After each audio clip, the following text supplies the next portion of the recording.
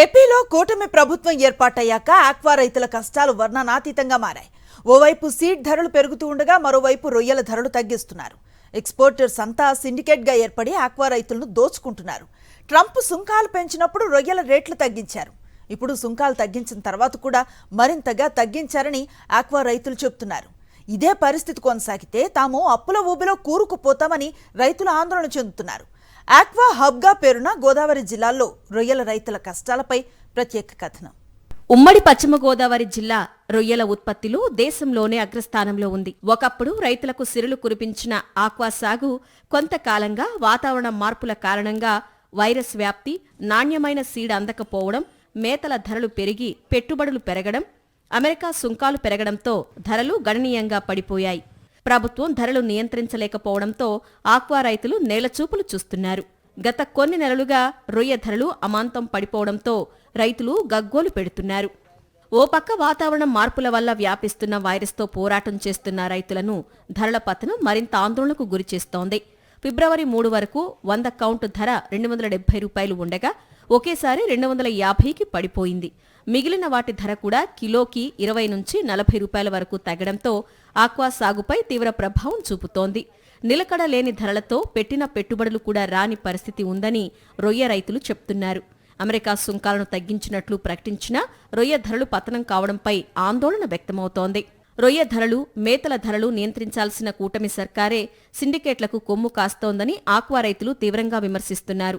తాము ఓట్లు వేసి గెలిపించిన కూటమి ప్రభుత్వమే తమను నట్టేట ముంచుతోందని కూటమి పార్టీలకు చెందిన నాయకులే గగ్గోలు పెడుతున్నారు. ఫీడ్ రేటు పెరుగుతూ పంటకు రేటు లేకపోవడానికి సిండికేట్లు కారణమని, దళారీల నుంచి తమను కాపాడే నాథుడే కరువయ్యారని ఆందోళన వ్యక్తం చేస్తున్నారు. కేజీకి ₹4 పెంచి మేతలో ట్రంప్ సుంకాలు తగ్గించాడు. ముడిసరుకు ధరలు ఏం పెరిగిపోలేదు.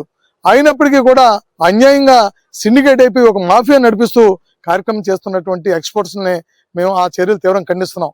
దీనంతటిని నడిపించడానికి అటు చంద్రబాబు నాయుడు గారికి కానీ, లోకేష్ గారికి కానీ ఎవరికి ఈ విషయాలు తెలియకుండా ఒక మేత ఫ్యాక్టరీ యజమాని, పెద్ద ఎక్స్పోర్టరు, ఒక చౌదరి గారు నడుపుతున్నారు దీన్ని.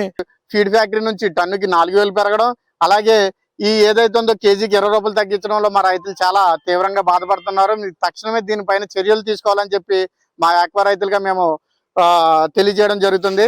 దయచేసి ఏదైతే ఉందో ఇది ప్రభుత్వానికి తెలిసేలాగా, నాకు తెలిసినంత వరకు ఇది ప్రభుత్వానికి తెలియకుండా ఈ సిండికేట్ మాఫియా ఏదైతే ఉందో అది మాత్రమే చేస్తుందని మా అవగాహన, ఊహాలు ఉన్నాయి. మేము ఈ డెల్టా బెల్ట్ ఏదైతే ఉందో ఆక్వా రైతుల బెల్ట్ మొత్తం కూడా మేము చేసేది ప్రతి ఒక్కరం కూడా దీన్ని ఒక తీవ్రంగా ఖండిస్తూ దీనిపైన ఒక ఉద్యమం చేయాలనుకుంటున్నాం. 25% కూడా కల్చర్ ఇవాళ సాగులో లేకపోవడంతోనే ఇవాళ ఈ రేటు కూడా నిలబడింది. లేకపోతే ఈ రోజు ₹200 కంటే తక్కువగా ఇవాళ 100 కౌంట్ రేటు ఉండే పరిస్థితి. అటువంటి పరిస్థితుల్లో ఈరోజు దారుణంగా మళ్ళీ పెంచుతాండం అనేది రైతులు ఎట్టి పరిస్థితుల్లో దీన్ని మరి జీర్ణించలేకపోతున్నారు. ఒకవేళ వారికి పెంచుకునే ఆలోచన ఉంటే కనుక వెంటనే విరమించుకుని రైతు శ్రేయస్సు కోసం, రైతు ఇప్పుడు ఉన్న ఇబ్బందుల్లో ఉన్న పరిస్థితిని ఆలోచించి వారు రేట్లు పెంచకూడదని చెప్పి మా సంఘం తరఫున విజ్ఞప్తి చేస్తున్నాం. ఉమ్మడి పశ్చిమ గోదావరి జిల్లాలో సుమారు 1,20,000 ఎకరాల్లో రొయ్య సాగు చేస్తున్నారు. సుంకాలు తగ్గిస్తున్నట్లు అమెరికా ప్రకటించిన రోజే రొయ్య ధరలు తగ్గడంపై ఆక్వా రైతులు ఆగ్రహం వ్యక్తం చేస్తున్నారు.